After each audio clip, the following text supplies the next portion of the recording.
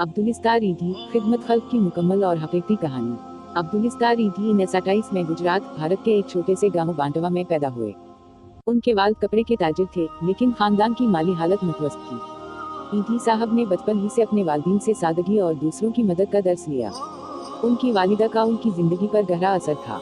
वो रोजाना अब्दुलिस्तार को 2 आने जेब खर्च के तौर पर देते, लेकिन उनसे कहते कि उसमें से आधा किसी जरूरतमंद को देना है। ये आदत उनके अंदर रहमदिली और खिदमत का जज्बा पैदा करने का पहला कदम थी। तक़सीम हिंद और हजरत। 1947 में जब बर्रे-सगीर तक़सीम हुआ तो ईदी साहब ने पाकिस्तान हजरत की और कराची में आबाद हुए। यहाँ उन्होंने एक नई जिंदगी का आगाज किया, लेकिन जल्द ही उन्होंने देखा कि लोग गुर्बत, भूख और बीमारियों में मुबतला हैं। ये हालात उन्हें बेहद बेचैन करते थे। उनके दिल में यह ख्वाहिश पैदा हुई कि वो कुछ ऐसा करें जो दूसरों की जिंदगियों को बेहतर बना सके। फिलाही काम का आगाज।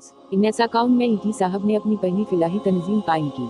उनके पास कोई बड़ी दौलत नहीं थी, लेकिन उन्होंने एक छोटे से क्लिनिक से अपनी खिदमत का आगाज किया। उन्होंने लोगों से चंदा जमा किया और एक पुरानी एम्बुलेंस खरीदी, जो उन्होंने खुद चलाई। वो दिन रात लोगों की मदद के लिए तैयार रहते। जख्मियों को अस्पताल पहुंचाना, बीमारों की देखभाल करना और बेसहारा लोगों को सहारा देना उनके रोजमर्रा के काम बन गए। ईदी फाउंडेशन का क़याम। अब्दुलिस्तार ईदी के बेलोस जज्बे और सख्त मेहनत ने लोगों के दिल जीत लिए और जल्द ही उनके पास फिलाही काम के लिए वसाइल बढ़ने लगे। उन्होंने 1957 में ईदी फाउंडेशन कायम की, जो आज दुनिया की सबसे बड़ी रज़ाकार एम्बुलेंस सर्विस फ्राहम करती है। फाउंडेशन की खिदमत में शामिल हैं एम्बुलेंस सर्विस। ईदी एम्बुलेंस सर्विस दुनिया की सबसे बड़ी रज़ाकार एम्बुलेंस सर्विस में से एक है। यतीम खाने। ईदी फाउंडेशन यतीम बच्चों के लिए घर फ्राहम करती है। शेल्टर होम्स, बेसहारा ख्वातीन, बच्चों और बूढ़ों के लिए शेल्टर होम्स। लावारिस लाशों की तदफीन। ईदी फाउंडेशन लावारिस लाशों को अज़ब के साथ दफन करती है। फ्री क्लिनिक और डिस्पेंसरियां, गरीबों के इलाज के लिए मुफ्त तबी सहूलियात। ज़ाती जिंदगी। अब्दुलिस्तार ईदी ने बलूकीस बानो से शादी की, जो खुद भी उनके मिशन में उनका भरपूर साथ देती रही।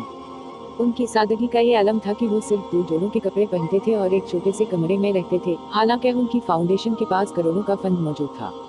मुश्किलात और चैलेंजेस। ईदी साहब को अपनी जिंदगी में कई मुश्किलात का सामना करना पड़ा। उन्हें कई मुल्क पर धमकियां दी गईं, उन पर झूठे इल्जामात लगाए गए और यहाँ तक कि उनकी एम्बुलेंस पर हमले भी किए गए। लेकिन उन तमाम मुश्किलात के बावजूद उन्होंने अपने मिशन को कभी तर्क नहीं किया। आलमी सतह पर पहचान। ईदी साहब के काम को दुनिया भर में तस्लीम किया गया। उन्हें लातादाद कौमी और बैन अल-अक़वामी अवार्ड से नवाजा गया, जिनमें लेनिन अमन इनाम, यूनेस्को का अवार्ड और रामोन मैगसेसे अवार्ड शामिल हैं। लेकिन उनके लिए सबसे बड़ा इनाम लोगों की खिदमत का मौका था। विफात। अब्दुलिस्तार ईदी 8 जुलाई 2016 को 68 साल की उम्र में इंतकाल कर गए। उनकी विफात पर पाकिस्तान में कौमी शोक मनाया गया और उन्हें पूरे सरकारी एजाज के साथ दफन किया गया। उनकी कब्र भी उनकी जिंदगी की तरह सादा है, जैसा कि उन्होंने खुद वसीयत की थी। सबक। अब्दुलिस्तार ईदी की जिंदगी हमें ये सिखाती है कि अगर इंसान के दिल में खलूस और खिदमत का जज्बा हो तो वो दुनिया में बड़ी से बड़ी तब्दीली ला सकता है। उनकी कहानी उस बात की जिंदा मिसाल है कि एक आम इंसान बगैर किसी वसाइल के सिर्फ अपनी नियत और मेहनत से लाखों लोगों की जिंदगी बदल सकता है। ये कहानी वाकई इंसानियत के लिए मुश्किल राह है।